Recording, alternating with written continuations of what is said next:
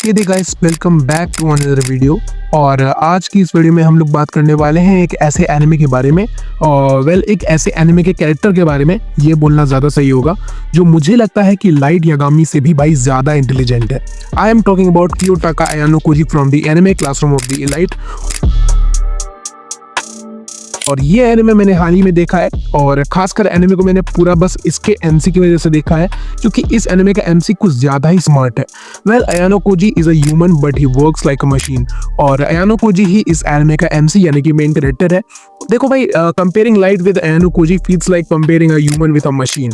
पहले तो मैं ये बता देता हूँ कि अयानो koji को भाई मैं मशीन क्यों बोल रहा हूँ, ठीक है। जिन्होंने एनिमे नहीं देखा है तो मैं ये उनको बताना चाहता हूँ कि अयानो koji हर चीज़ में लगभग परफेक्ट है, और हर इंसान चाहे वो कितना ही बड़ा फीस मार का क्यों ना हो, उसकी भी एक ना तो एक कमजोरी होती है, एक ऐसी चीज होती है जिसमें वो परफेक्ट नहीं होता है। But Ayano koji is almost good at everything and he is a jack of all trades. तो भाई Ayano koji hand to hand combat के अंदर तो भाई बहुत ज़्यादा इफेक्टिव है। प्लानिंग एंड स्ट्रेटजी भी अयानो koji को अच्छे से आती है। Even अयानो koji have a very high IQ level, but उसकी सबसे बड़ी स्ट्रेंथ है उसकी मेमोरी। यानी कि भाई अयानो koji जिस चीज़ को भी एक बार देख लेता है या फिर पढ़ लेता है या फिर सुन लेता है, उसको वो चीज़ हमेशा के लिए याद रह जाती है। ओवरऑल कहूँ तो ऐसे काफ़ी सारे रीजन हैं जो प्रूव करते हैं कि भाई कियोटाका अयानो koji एक मशीन की तरह काम करता है। सबसे बड़ा रीज़न तो भाई यही है कि ह्यूमन के अंदर एक्सप्रेशंस और मतलब इमोशंस वगैरह होते हैं। और आपने डेथ नोट के अंदर देखा होगा कि जब लाइट को एल ने ये बोला था कि आई एम एल, तब भाई भले ही लाइट ने कुछ एक्सप्रेस नहीं किया था उस टाइम पे, बट फिर भी उसको अंदर से काफ़ी कुछ फील हो रहा था। पर अगर भाई आप यही चीज़ मतलब अयानो koji का भाई बोलोगे नहीं, ये चीज़ अगर एल अयानो koji को सामने से बोलेगा तो अयानो koji के भाई फेस पे तो छोड़ो भाई, उसके अंदर में भी भाई कुछ भी फील नहीं होगा उसको, ठीक है। ऑल्सो हम सब जानते हैं कि हर एक इंसान की एक मेमोरी लिमिट होती है, बट अयानो koji को हर चीज़ याद रहती है भाई हमेशा के लिए, जो कि ह्यूमंस के लिए टेक्निकली पॉसिबल नहीं है मेरे हिसाब से, और ऐसा सिर्फ मशीन से ही कर सकते हैं। अब इतना कुछ पावर है अयानो koji के पास जो भले उसको एक बहुत ज़्यादा पावरफुल कैरेक्टर बनाता है, but at the same time थोड़ा अनरियलिस्टिक भी बनाता है। वही अगर आप लाइट यागामी को देखो तो उसके डिसीजंस एंड सोचने का तरीका as compare to Ayano koji काफ़ी ज़्यादा रियलिस्टिक होते हैं और रियलिस्टिक होते हैं भाई, सॉरी। खैर, अभी लाइट और अयानो koji का पूरा कंपैरिजन करने वाला हूँ आगे इस वीडियो में, तो भाई वीडियो में बने रहना। खैर, आगे बढ़ने से पहले डिस्क्रिप्शन में मेरे डिस्कॉर्ड सर्वर का लिंक है, जाओ और जाके सर्वर ज्वाइन करो। एंड अगर वीडियो देख रहे हो बट चैनल को सब्सक्राइब नहीं किया है, और अगर वीडियो पसंद आ रहा है तो भाई प्लीज चैनल को सब्सक्राइब जरूर कर देना, इससे आप मेरे यूट्यूब जर्नी के अंदर बहुत बड़ा कॉन्ट्रीब्यूशन करोगे। Now back to the topic, Kira versus Ayano koji, point by point comparison. Smartness, Ayano koji of course season भी दूंगा मैं। देखो, अयानो koji को मैंने ज़्यादा स्मार्ट इसलिए बोला है क्योंकि जो उसका प्लान था उसको वो अच्छे से एग्जीक्यूट कर पा रहा था बिना किसी के हेल्प के। लेकिन लाइट का जो भाई मिशन था अपने आप को गॉड बनाना एक तरह से, उसमें उसको बहुत सारे लोगों को हेल्प मतलब बहुत सारे लोगों की हेल्प चाहिए पड़ी उसको, और इसीलिए भाई मुझे ऐसा लगता है कि भाई अयानो koji इस चीज़ में ज़्यादा स्मार्ट था। क्योंकि भाई देखो, लाइट को दूसरे लोगों पर निर्भर रहना पड़ा, वहीं अयानो koji भाई बिल्कुल ही उसको कुछ भी ज़रूरत नहीं थी किसी भी चीज़ की। तो इसीलिए भाई मैं ये वाला पॉइंट जाता है भाई अयानो koji को, तो अयानो koji 1 और लाइट 0। Intelligence, अयानो koji। देखो, मैंने पहले ही बताया था कि अयानो koji कोई भी चीज़ को बहुत ही कम टाइम में काफ़ी लंबे पीरियड के लिए याद रख सकता है, और इस कंडीशन में ऑफ कोर्स अयानो koji जीतेगा। और लाइट भी काफ़ी ज़्यादा इंटेलिजेंट है, but as compare to Ayano koji शायद इस स्किल में भी वो थोड़ा सा पीछे है। So Ayano koji 2, Light 0। Planning and strategy, light.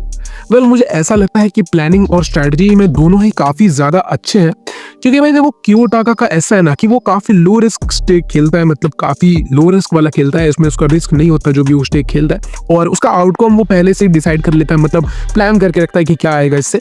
और लाइट हाई रिस्क स्टेक खेलता है एंड आउटकम भी हाईली रिवॉर्डिंग होता है। बट मैं यहाँ पे लाइट को पॉइंट दे रहा हूँ क्योंकि भाई देखो, लाइट का जो मिशन था वो काफ़ी ज़्यादा बड़ा था, और लाइट इतने बड़े मिशन के लिए प्लानिंग कर रहा था, और उसने बहुत बड़े बड़े स्टेक खेले और मोस्टली उन सबको जीता भी।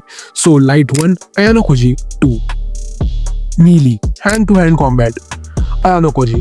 इसमें तो कोई क्वेश्चन नहीं है ना भाई, अगर है तो भाई एक बार दोनों एंड में आप फिर से देख सकते हो। So Ayano koji 3, Light 1। Adaptability, Light. Simple सा रीजन है, लाइट बहुत बड़े बड़े स्टेक्स खेलता था और उन सारे स्टेक्स को जीत भी जाता था। लाइट का कोई भी मॉरल बाउंड्री है ही नहीं, वो गोल्स को अचीव करने के लिए भाई कहीं तक भी गिर सकता है, और लाइट अपने इमोशंस पे कंट्रोल कर सकता है, वेयर एज अयानो koji के पास तो भाई कोई इमोशंस है ही नहीं।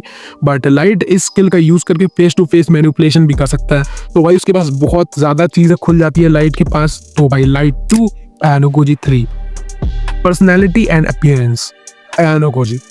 देखो when it comes to personality, Ayano Koji have a very mysterious personality.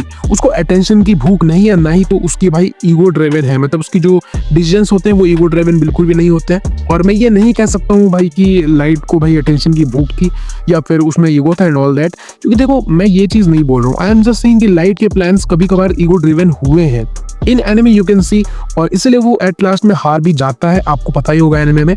But ऐसा अयानो कोजी के केस में बिल्कुल भी नहीं है। So Ayano Koji 4 and Light 2। So finally machine versus human के इस कंपैरिजन में विनर है अयानो कोजी क्योटा 4-2 से। आपका इस कंपैरिजन पे क्या ख्याल है, कमेंट करके आप बता सकते हो। खैर अगर आप कोई भी अच्छा एनिमे देखते हो तो मुझे जरूर बताना कमेंट में, मैं भी वो देखूंगा और उसको भाई उस पर अपने कमेंट्स बताऊंगा। खैर अगर आप अभी कोई भी एनिमे नहीं देख रहे हो और कुछ एनिमे देखने का सोच रहे हो अच्छा वाला, तो भाई आप क्लासरूम ऑफ द लाइट देख सकते हो। एक अच्छा एनिमे हो सकता है आपके लिए। 3 सीजन हैं, फर्स्ट सीजन में 12 एपिसोड्स हैं और सेकंड एंड थर्ड सीजन में भाई 13 एपिसोड्स हैं, कुल मिला के 38 एपिसोड्स हैं। तो जाओ देखो।